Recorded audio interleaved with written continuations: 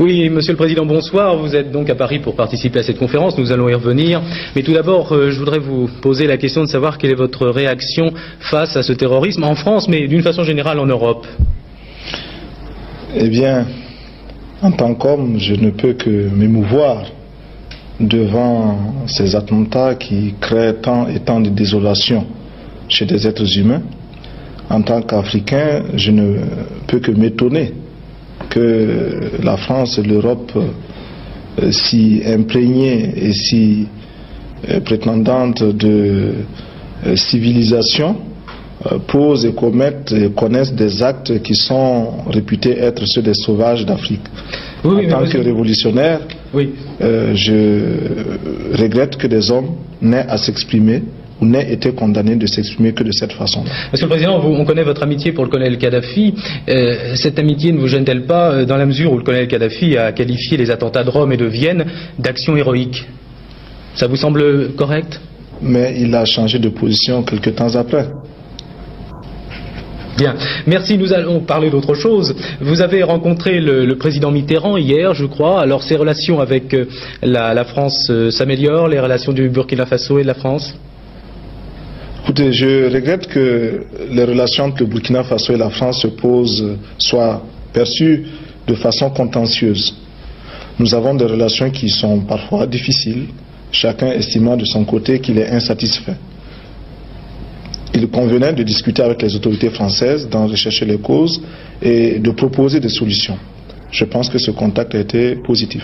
Mais vous n'avez pas l'impression que quelquefois vous êtes mal entendu à Paris dans la mesure où vous souhaitez de l'aide, bien sûr, mais quelquefois aussi d'une façon un peu difficile, car vous n'hésitez pas à qualifier la France d'impérialiste parfois. Mais c'est à ce prix aussi que l'on se construit. Nous ne pouvons pas attendre de l'aide de façon inconditionnelle, d'où que cela puisse venir. Et le minimum d'indépendance de pensée, indépendance d'action, indépendance politique se réalise par le devoir de dire aussi ce que nous pensons de l'aide d'où qu'elle vienne. Et vous pensez que ces relations vont s'améliorer encore dans les mois à venir? Je crois que... Vous avez reçu des assurances? Je crois que nous pouvons nous comprendre davantage et il reste encore bien des points d'insatisfaction sur lesquels il faudra que de part et d'autre, burkinabés et français, nous travaillions. Alors, Monsieur le Président, nous allons venir sur le problème de la forêt pour lequel vous êtes à Paris essentiellement. Vous avez hier déclaré que vous souhaiteriez que 1% des recherches spatiales soit consacré à la lutte contre la dégradation des forêts. Alors, d'où vient ce chiffre 1%? Ça vous paraît suffisant? Comment vous avez évalué ça? Par-delà le chiffre lui-même, ce que nous visons, c'est imposer la prise de conscience devant un problème, un fléau aussi grave que la désertification. On va voir quelques images du Burkina Faso, de votre pays, essentiellement. Oui.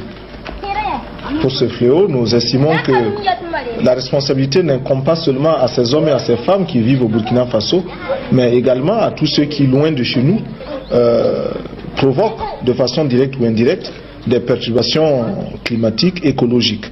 Qui peut démontrer aujourd'hui que les engins que l'on envoie dans l'espace ne dérange pas, ne perturbe pas cet équilibre-là. Vous avez dit qu'effectivement la lutte contre la désertification est anti-impérialiste. Oui, la lutte contre la désertification est un combat anti-impérialiste dans la mesure où nous savons que pour l'impérialisme, l'exploitation des hommes est un acte tout à fait normal, a fortiori l'exploitation des forêts, de quelque façon que ce soit, directement ou indirectement. Capitaine Sankara, ça sera ma dernière question, et d'ailleurs avec Geneviève Guichenet tout à l'heure on se posait bien la question, pourquoi le Burkina Faso? Pourquoi avoir voulu changer le nom de la Haute-Volta? Oui, parce que Haute-Volta, cela ne voulait rien dire pour personne, en particulier pour nous, burkinabés. Et c'est un nom qui ne nous renvoie qu'à un passé colonialiste. Par contre, Burkina Faso est un nom puisé dans le terroir même, qui a une signification dans notre langue. Qui veut dire patrie des hommes honnêtes. Merci, Président. Merci.